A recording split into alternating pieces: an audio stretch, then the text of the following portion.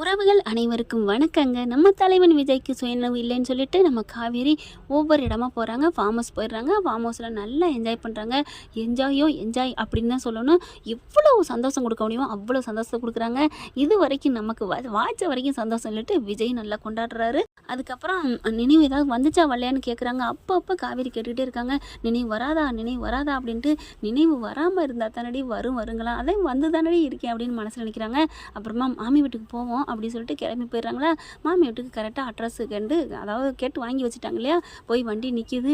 பார்த்துட்டு என்ன பண்ணுறாரு விஜய், நமக்கு சுயநினைவு வந்துருச்சுன்னு இருக்குன்னு தெரியும், ஆனால் எப்படி காட்டிக்காத மாதிரி தான் நடக்கணும். கடவுளே எனக்கு ஒரு வழியை சொல்லு அப்படின்னு விஜயும் காவேரியும் போகிறாங்க மாமி வீட்டுக்கு. மாமி அப்படின்னு காவேரி கூப்பிடுது. என்ன நினைவு தெரிஞ்சது மாதிரியே கூப்பிட்றாளே அப்படின்னு விஜய் பார்க்குறாரு.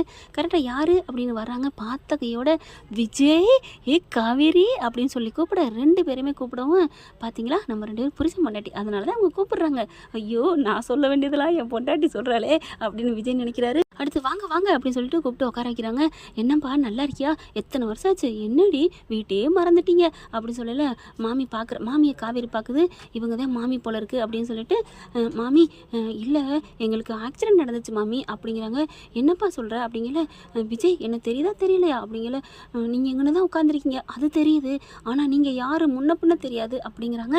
என்னப்பா குசும்பு மட்டும் அப்படியே இருக்குது, நீ என்ன முன்னாடி இங்கே தான் உட்காந்துருக்கேன் அது தெரியுது, ஆனால் என்ன தெரியாத மாதிரி இருக்கியே அதை தான் கேட்டேன் அப்படின்னு மாமி சொல்ல. இல்லை மாமி எனக்கு எதுவுமே நினைவு இல்லை மாமி. ஐயோ என் அழகு வைத்தவனே, நீ எப்படி ஒரு அழகு என்கிட்ட மாமின்னு கையை பிடிச்சி சுற்றுவியடா. நீங்கள் அழகு மாமி, நீங்கள் அப்படி மாமி, உங்கள் ஆற்றுல பொண்ணு இருந்தால் நான் கட்டிக்குவேன், ஆனால் என்ன பண்ணுறது எனக்குன்னு என் பொண்டாட்டி இருக்கான்னு சொல்லுவியே. மாமி நீங்கள் சமைக்கிற வத்த குழம்பு நல்லா இருக்குது, நீங்கள் டீ போடுறது நல்லா இருக்குது, நீங்கள் அழகு, நீங்கள் பூ வச்சா அழகு, உங்கள் பேரழகு, உங்கள் சிரிப்பு அழகுன்னு அப்படி சொல்லிக்கிட்டே இருப்பியே, இப்படி சுயநினைவெல்லாம் மறந்துட்டேன்னு சொல்கிறியே அப்படின்னு சொன்ன கையோட, அடி பாவி எனக்கு நினைவு இல்லைன்னு தெரிஞ்சோன்னா என்னென்ன கலராக ரீல் விடுதே மாமி. எப்போ இவங்ககிட்ட இதெல்லாம் சொன்னேன், ஒரு வாட்டி சொல்லியிருக்கலாம் நீங்கள் நல்லா சமைக்கிறீங்கன்னு, ஆனால் எனக்கு நினைவு தெரிலங்கிறக்காண்டி கம்பி கட்டுற வேலையெல்லாம் பார்க்குதே அப்படிங்கிறாங்க. அதுக்கப்புறம் காவேரி முறைச்சி பார்த்துட்டு இந்த அளவுக்கா சொல்லியிருப்பாரு, அதெல்லாம் சொல்லியிருக்க மாட்டாரு, இந்த மாமி சும்மா ரீல் சுற்றுதுன்னு நினைக்கிறேன். மாமி அப்புறம் நீ மட்டும் எப்படி என் புருஷனுக்கு பொண்ணா பார்க்குற, அப்படி இப்படின்னு என்னை திட்டிக்கிட்டே தான் இருப்ப, என் புருஷன் எனக்கு மட்டும்தான் அப்படின்னு சொல்லுவேன், ஆனால் நீங்கள் 2 பேரும் ரொம்ப நல்லவங்கடி, 2 பேரும் ஒட்டி இருப்பீங்க. இதோ இவங்க அம்மா தான் கொடுமைப்படுத்துவா, நீ தான் என் பொண்டாட்டி வேணும் இங்கேயே சுற்றி திரிவேன், நிறைய நாள் நீங்கள் 2 பேரும் அம்மாவுக்கு தெரியாமல் இதோ என் ரூமில் தான் நீங்கள் பேசிக்கிட்டு இருப்பீங்க அப்படின்னு சொல்ல. அப்படியா மாமி, ஆமாம் அப்படியா. உடனே விஜயை கூட்டிகிட்டு காவேரி ரூம்குள்ளே போகிறாங்க. என்னம்மா என்ன அப்படிங்கல. இல்லை அவருக்கு நினைவு வருதான்னு அந்த ரூமில் போய் உட்காந்து பார்க்குறோம். பாருங்கடி உங்களுக்கு இல்லாத போய் பாருங்கோ, போகிறதுக்கு முன்னாடி இருங்க அப்படின்னு சொல்லிட்டு காருக்குள்ளே போய் நிறைய வாங்கிட்டு வந்திருக்காங்க. இந்தாங்க மாமி உங்களுக்கு பட்டுப்புடவை ஒன்று வாங்கிட்டு வந்திருக்கோம் அப்படின்னு சொல்லிட்டு பட்டுப்புடவை ஜாமான் ஜட்டுன்னு கொடுக்குறாங்க. ஐயோ என்னை மறக்காமல் வாங்கிட்டு வந்துடியாடி அப்படிங்கிறாங்க. காவேரி பார்த்து ஆமாம் மாமி அப்படிங்கிறாங்க. இந்த மாமியை பார்த்தது எனக்கு ஞாபகமே இல்லையே, ஆனால் என்ன ஏதோ கேட்குறாங்க, பரவாயில்ல மேனேஜ் பண்ணுவோம் அப்படிங்கிறாங்க. ஏண்டி நீ ஒரு நாள் என் ரூமில் வந்து ஒளிஞ்சுக்கிட்டில்ல விஜய் வராரா அப்படின்னு சொல்லிட்டு, அதுக்கப்புறம் வரவே இல்லையே, நீ போய் கேட்டியா ஏன்னு. ஐயோ தெரியலையே என்ன பண்ணுறது அப்படின்ட்டு. மாமி விடுங்க மாமி, அதுக்கப்புறம் வந்திருப்பா, நாங்கள் 2 பேரும் அங்கேயே ஒன்று சேர்ந்துருப்போம், அதுதான் நடந்திருக்கோம் விடுங்கோ. ஓ ஆமாம் இல்லை அப்படிங்கிற காவேரின் டக்குன்னு ஆமாம் மாமி அப்படித்தான் அப்படின்னு சொல்லி மேனேஜ் பண்ணிடுதுங்க. அதுக்கப்புறம் ரூம்குள்ளே போகிறாங்களா. மாமியும் பின்னாடியே வர, மாமி அப்படிங்கிறாங்க. காவேரி என்னடி, இல்லை நாங்கள் ஃபஸ்ட்டு போய்க்கிறோம், அதுக்கப்புறம் நீங்கள் இல்லாமல் தானே உள்ளுக்க விட்டோம்னு சொல்கிறீங்க.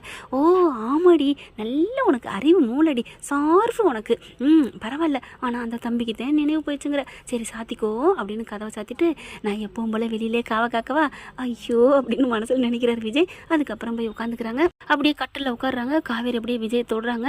ஐயோ பொண்டாட்டி பாவனும் விஜய்க்கு தெரியுது, ஆனாலும் சந்தோஷமாக இருக்குது. உங்களுக்கு ஏதாவது தெரியுதா, இந்த கட்டில் நம்ம உட்காந்துருக்குறோமே தெரியுதா அப்படிங்கிறாங்க. நம்ம இங்கே தான் உட்காந்துருக்குறோமா. என்ன காவேரி நீங்கள் தான், உங்களுக்கு தான் நினைவு இருக்கே. ஆமாம் இங்கே தான் நம்ம உட்காந்தோம், இப்படி தான் படுத்துக்கிட்டு இப்படி தான் கொஞ்சிக்கிட்டு இப்படி தான் பேசுவோம், நீங்கள் இப்படி என் கையை அணைச்சிக்குவீங்க அப்படின்னு கையெல்லாம் தொட்டுக்கிட்டு முத்தம்லாம் கொடுக்குது. ஆனால் விஜய்க்கு என்ன பண்ணுறது ஒன்றும் புரியலை, எனக்கு நினைவே வரல காவேரி அப்படிங்கிறாங்க. அப்படியே ஒரு மாதிரியாக இருக்குது. காவேரி உங்களுக்கு ஏதாவது தோணுதா, எனக்கு என்ன தோணணும், எனக்கு தான் எல்லாமே நினைவு இருக்கே அப்படிங்கிறாங்க. கள்ளி அப்படியே மறைக்கிறாளே, என்ன பண்ணுறது நமக்காக நினைக்கிறா, பரவாயில்ல எனக்கு நினைவு வராட்டியும் பரவாயில்ல, நீ தான் என் பொண்டாட்டின்னு சொல்லிட்டு சேர்ந்து வாழ ஆரம்பிப்போமே அப்படின்னு மனசில் நினைக்கிறாரு. அதுக்கப்புறம் கொஞ்சம் நேரம் ஆயிடுது. டே மாமா வர்றாரு கதவை திறங்கோ அப்படிங்கல. கதவை திறந்துட்டு வராங்க 2 பேரும். வெளில வந்ததுக்கப்புறம் விஜய் காவேரி வாங்க அப்படிங்கிறாங்க. இந்தாங்க இப்போ தான் நான் ஒரு வாங்கிட்டு வந்தேன் கூல்ட்ரிங்க்ஸ் எல்லாருக்கும் கொடு அப்படின்னு சொல்லி எல்லாருக்கும் கொடுக்குறாங்க. குடிச்சிக்கிட்டு கீழே பேசுகிறாங்க. அதுக்கப்புறம் காவேரி கொஞ்சம் வெளியில் வருது. இந்த இடமா நம்ம வந்திருக்கிறோமா, நமக்கே நினைவு வரலையே, இப்போ அவருக்கு எப்படி வருது அப்படின்னு இவங்க தன்னைத்தானே நினச்சிட்டு இருக்காங்க. இப்படி ஒவ்வொரு இடமா தொட்டு பார்க்குறாங்க. இந்த இடம் வந்தது மாதிரியும் தெரியுது, வராத மாதிரியும் தெரியுதுங்கல்ல. மாமி இங்கே வாங்க அப்படின்னு விஜய் கூப்பிட்றாரு. என்னடா அம்பி அப்படிங்கல கையை பிடிச்சி இழுத்து இங்கே வாங்க அப்படின்னு உட்கார வைக்கிறாரு. ஐயோ காரியத்தை எடுக்க தெரிஞ்சிங்க அப்படிங்கல. என்ன அவளுக்கு தான் நினைவு இல்லை. என்னடா சொல்கிற? ஆமாம், எனக்கு நான் நல்லா தான் இருக்கேன். சுயநினைவு தப்புனது எல்லாமே என் பொண்டாட்டிக்கு தான். என்னடா சொல்கிற? அதுதான் அவள் அப்படி பிறண்டு பேசினாலாம். ஆமாம், அவள் எனக்கு சுயநினைவு இல்லை, எனக்கு வர வைக்கணுங்கிறக்காண்டி நடிச்சிட்டு இருக்கா மாமி. ஐயோ பாவண்டா, இப்படி அவளுக்கு போச்சு. ஆமாம், அதுக்கப்புறம் அவங்க ஆத்தா கூட்டிகிட்டு போயிட்டா, எனக்கும் இந்த உலகத்தில் இல்லை என் பொண்டாட்டின்னு சொல்லி அப்படின்னு அந்த கதையை சொல்லி முடிக்கிறாரு. அவங்க அதுக்குள்ளே காவேரி ஃபோனை பேசிக்கிட்டு அங்கிட்டே நிற்கிறாங்க. பார்த்துக்கிட்டு அங்கிட்டு போகிற இடம் வந்த இடம்லாம் மாடி படிக்கும் ஏறி போயிட்டுருக்காங்க. அதுக்கப்புறம் விஜய் வந்து காவேரி பற்றின எல்லாத்தையும் மாமிகிட்ட சொல்ல, சரி பாவண்டா, நீ உனக்கு இப்படி ஆண்டவன் சோதனை கொடுக்கக்கூடாது. ஆரம்பத்துலேருந்தே கஷ்டம். அவள் ஆத்தாக்காரி கொஞ்ச நாள் இழுத்து வச்சா, அடுத்து உங்கள் பாட்டி, அடுத்து உங்கள் சூழ்நிலை, குடும்பம், அடுத்து இப்போ விதி நினைவு இல்லாமல் போச்சேடா, என்னடா சொல்கிறது அப்படிங்கிறாங்க. என்ன மாமி பண்ணுறது அப்படிங்கிறாங்க. நீ கவலைப்படாத, நான் பகவான்கிட்ட வேண்டிக்கிறேன், உன் பொண்டாட்டிக்கு நல்லபடியாக குணம் ஆகணும் சரியா அப்படி சொல்லல. தேங்க்ஸ் மாமி அப்படிங்கிறாங்க. அதுக்கப்புறம் கிளம்பையில் திரும்புகிறாரு. என்னப்பா அப்படிங்கல. நான் ஒன்று கேட்கட்டுமா மாமி? என்ன கேட்குற சொல்லு, நீ கேட்டால் எது வேணாலும் நான் பதில் சொல்லுவேன் அப்படிங்கல. இருந்தாலும் ஒருத்தவங்களுக்கு நினைவு இல்லைன்னு தெரிஞ்சோடனே நடந்தது என்னவெல்லாம் நடந்துச்சோ அதை அப்படியே உல்ட்டாவாக சொல்கிறீங்களே மாமி, அது தப்பில்லையோ? என்னப்பா சொன்னேன்? விஜய் அப்படி பண்ணுவேன் இப்படி பண்ணுவேன்னு சொன்னீங்களே, எனக்கு நினைவில்லைன்னு தெரிஞ்சுக்கிட்டு எனக்கு எவ்வளோ இது வந்துச்சு. நான் அப்படிலாம் பண்ணனா? உங்ககிட்ட அழகு, சிரிப்பழகு, மூக்கழகு இதெல்லாம் சொன்னனா அப்படிங்கல. சரி அப்படின்னு வெக்கப்பட்டுட்டு குனிகிறாங்க.